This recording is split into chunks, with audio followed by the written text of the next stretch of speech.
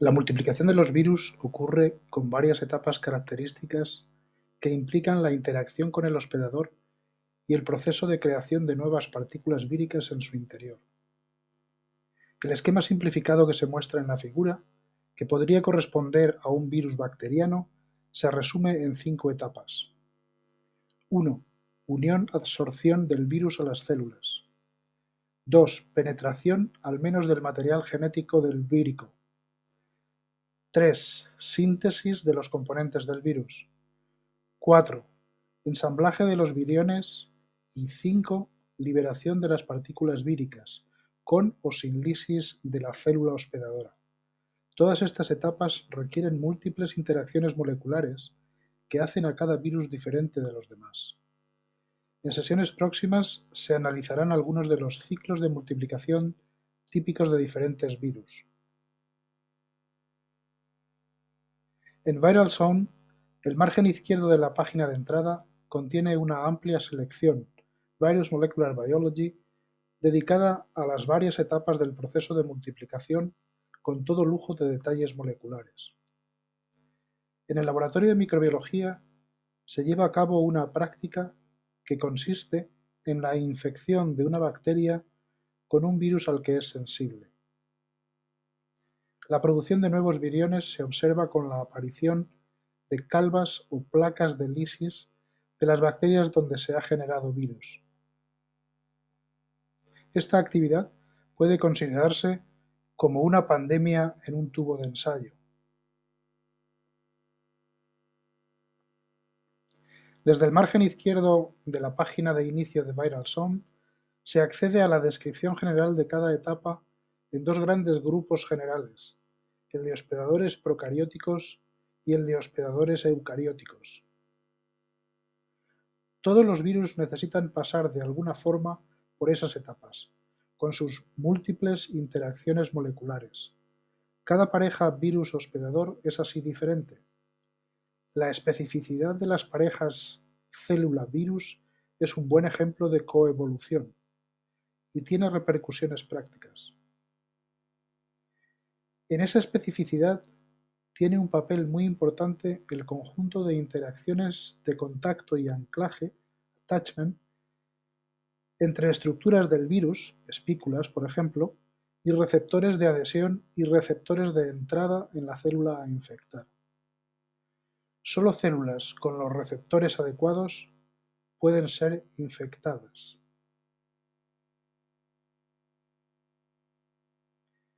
En ViralZone pueden encontrarse las múltiples variantes de los procesos principales asociados al ciclo de multiplicación viral.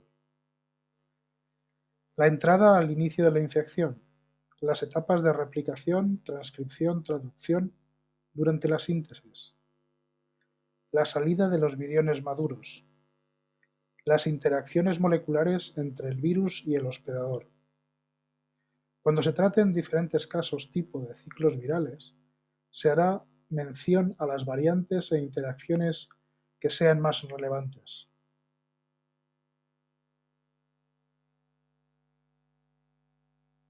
La auténtica vida del virus es su proceso de multiplicación. Su metabolismo es el que ha secuestrado a la célula infectada. En este sentido, los virus son seres vivos con un metabolismo robado, y las partículas víricas o viriones serían la forma de dispersión, metabólicamente inactivas como las esporas de hongos o de bacterias o las semillas de plantas. Podemos analizar con detalle el ciclo de vida o ciclo de multiplicación de SARS-CoV-2, en el que se reconocen bien las etapas generales y se describen en este esquema procedente de ViralZone.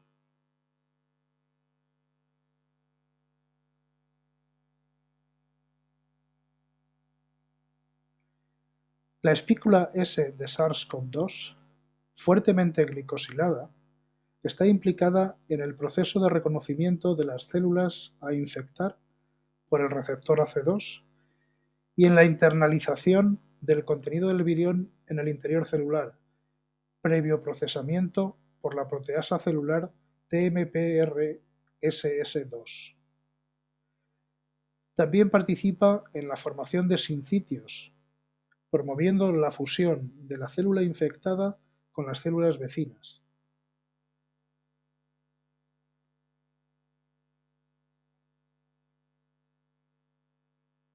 La multiplicación de los virus sigue una cinética diferente de la de las células microbianas. Las células microbianas crecen individualmente en tamaño y su número aumenta en progresión geométrica. División. Los virus, como el FAGOT4, se multiplican o replican. Necesitan que se fabriquen sus componentes, genomas y proteínas, de manera secuencial, con elementos tempranos, medios y tardíos. Estos componentes preformados se organizan intracelularmente y solo son funcionales como nuevos viriones cuando son liberados de la célula, normalmente de manera explosiva. Siguen un proceso de autoensamblaje.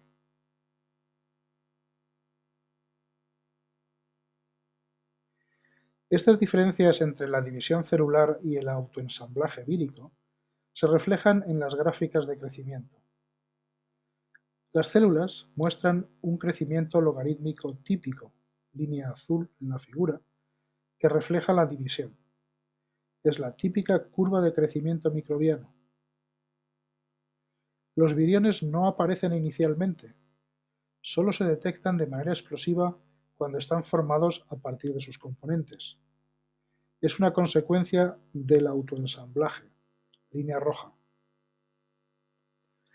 La representación de la cinética de multiplicación de los virus se denomina curva de crecimiento en una sola etapa, del inglés One Step Growth Curve.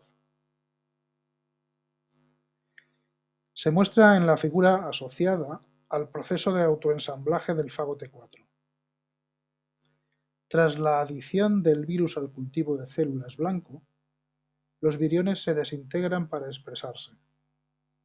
Mientras se producen los componentes virales y se autoensamblan, el número de viriones funcionales sigue siendo mínimo. Es el periodo de eclipse. Cuando las nuevas partículas víricas se han ensamblado y madurado, el número aumenta de manera explosiva al liberarse, con o sin lisis celular. Es la curva de crecimiento en una sola etapa.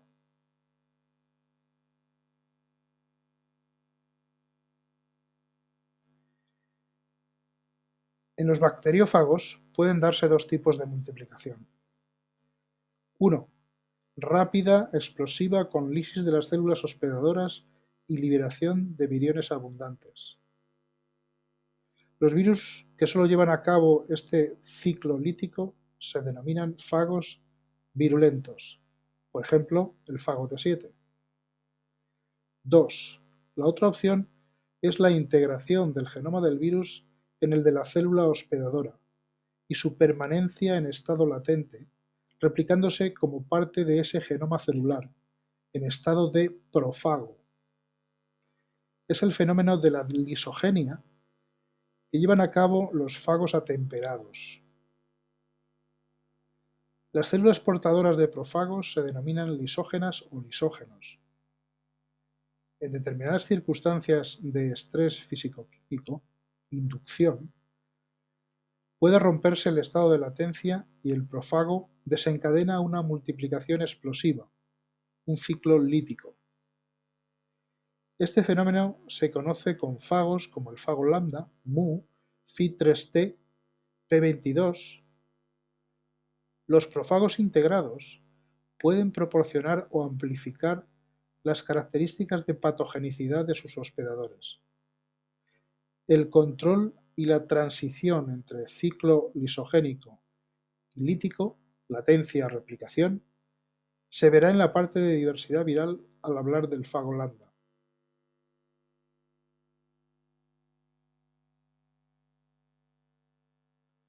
La lisogenia de bacteriófagos se considera como un fenómeno de latencia.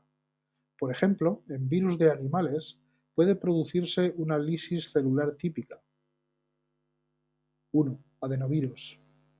Puede ocurrir la transformación celular con generación de tumores como por infección del virus del sarcoma de Rose, 2.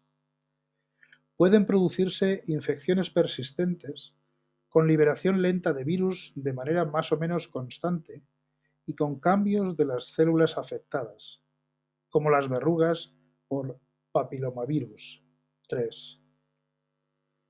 Diversos tipos de herpesvirus, 4, provocan infecciones latentes, en las que permanecen en apariencia inactivos, pero pueden activarse por diversos tipos de estrés y producir daños y lisis celular, herpes labial, herpes zóster, mononucleosis,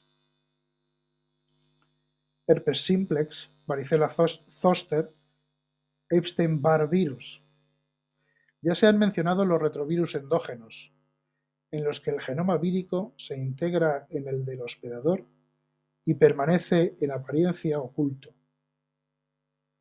Los genomas de vertebrados están poblados de estos virus o partes de ellos, que se han acumulado con la evolución y que pueden tener efectos todavía desconocidos. Retrovirus endógenos, ERVs o HERVs.